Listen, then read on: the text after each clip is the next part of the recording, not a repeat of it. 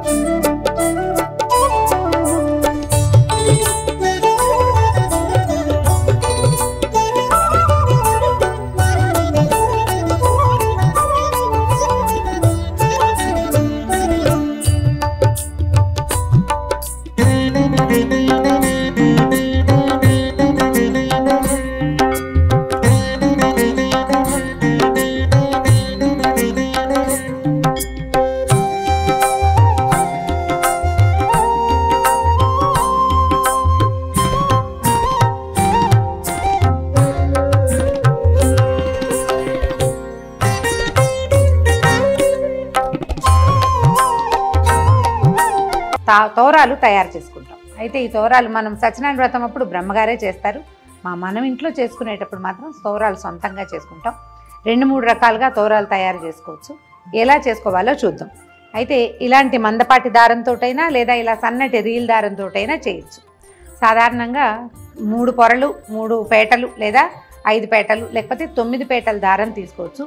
ఈ దారంతో 9 పేటలు తీస్తే ఇంతలా వస్తుంది, కొంచెం కష్టం అవుతుంది. దీంతో అయితే 9 పేటలు తీసుకోగలుగుతాం. 2 చేసి చూపిస్తాను, మీ వీలు వెంబడి చేసుకోండి.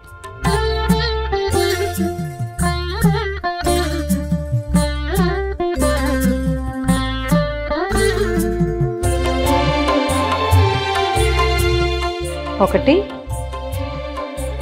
2, 3,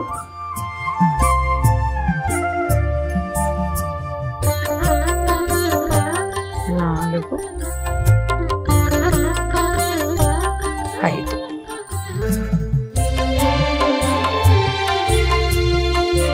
5 పోగుల దారం తీసుకున్నాము.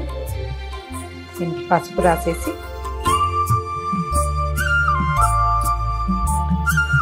సెంటర్లో ఒక ముడి వేసుకోవాలి.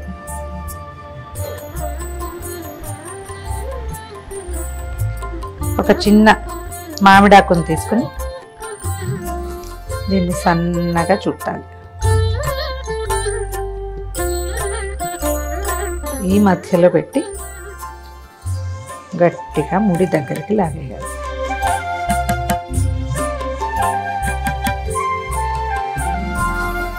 ఇది సెంటర్లో ఉంది కదా, ఇటు 4 సాదా ముళ్ళు వేసేసుకోవాలి.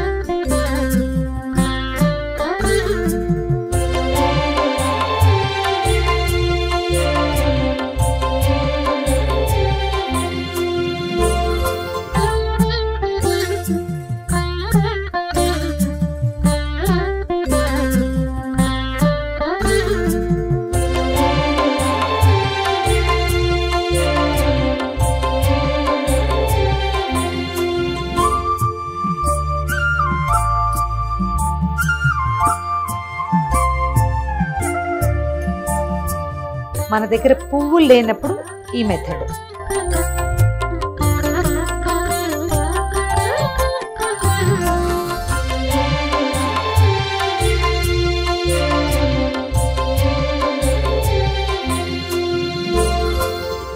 ఐదు పొరలే తీసుకున్నాము.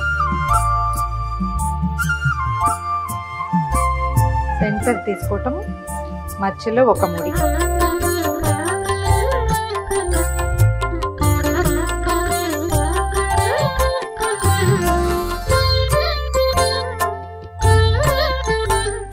మధ్యలో పెట్టి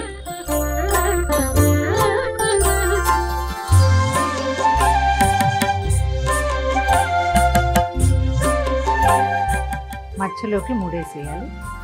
ఏ పక్కకు ఆ పక్క పువ్వులు దూర్చేసేయాలి.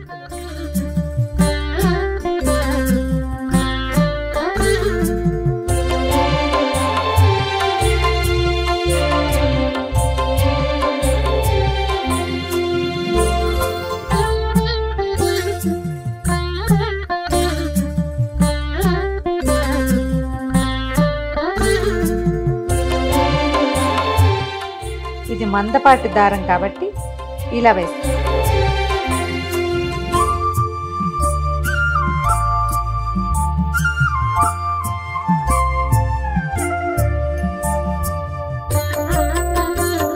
రెండు పక్కల పువ్వులతో ముడివేసి 1 2 3 4 1 2 3 4 మొత్తం 9 ముళ్ళు రెడీ. ఇప్పుడు 3వ ఈసారి సన్నటి రీల్ తీసుకుంటాము. కొందరిళ్లలో 9 పోగులు వేసే అలవాటు ఉంటుంది. ఆ 9 పోగులు ఈ దారంతో అయితే బాగా కుదురుతుంది.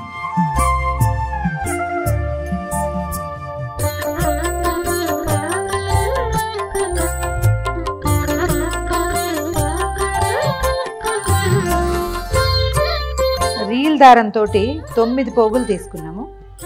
దారానికి చక్కగా పసుపు రాసి కొంచెం కొస వదిలిపెట్టుకుని ఇక్కడి నుంచి మనం మామూలుగా పువ్వులకి దండ కడతాం కదా, అట్లా కట్టేసుకోవాలి. ఏవైనా సన్నటి పువ్వుల దండ కడతాం కదా, సన్న సన్న పువ్వులు ఉంటాయి. ఇవి మన కనకాంబరాలు, తర్వాత ఏమో మన నందివర్ధనాలు అలాంటివి. ఇట్లా మామూలు పువ్వుల దండకి ఎట్లా ముడేస్తాం అలా వేసేసుకోవాలి. కాస్త దూరంగా కడితే సరిపోతుంది.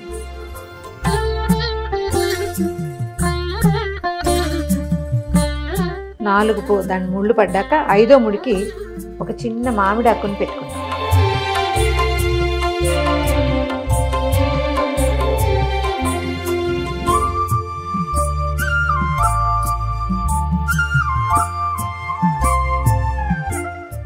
ఇంకొకసారి సెక్యూర్డ్గా ఇంకొక ముడి వేసేద్దాం. మధ్యలో ఇంకొక 4 ముళ్ళు వేస్తే సరిపోతుంది.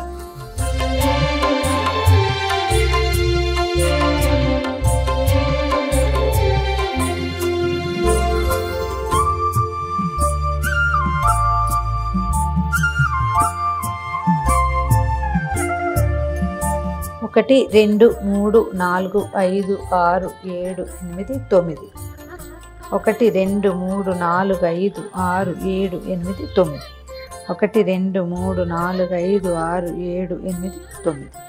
ఈ 9 గ్రంథులకి పూజ చేస్తారు. అమ్మవారి ఒక్కొక్క నామాన్ని చెప్తూ ఓం కమలాయై నమః ప్రథమ గ్రంథిం పూజయామి, ఓం రమాయై నమః ద్వితీయ గ్రంథిం పూజయామి, ఓం లోకమాత్రే నమః తృతీయ గ్రంథిం పూజయామి, ఓం విశ్వజనన్యై నమః చతుర్థ గ్రంథిం పూజయామి, ఓం మహాలక్ష్మ్యై నమః పంచమ గ్రంథిం పూజయామి, ఓం క్షీరాబ్ధితనయాయై నమః షష్టమ గ్రంథిం పూజయామి, ఓం విశ్వసాక్షిణ్యై నమః సప్తమ గ్రంథిం పూజయామి, ఓం చంద్రసోదర్యై నమః అష్టమ గ్రంథిం పూజయామి, ఓం శ్రీవరలక్ష్మ్యై నమః నవమ గ్రంథిం పూజయామి.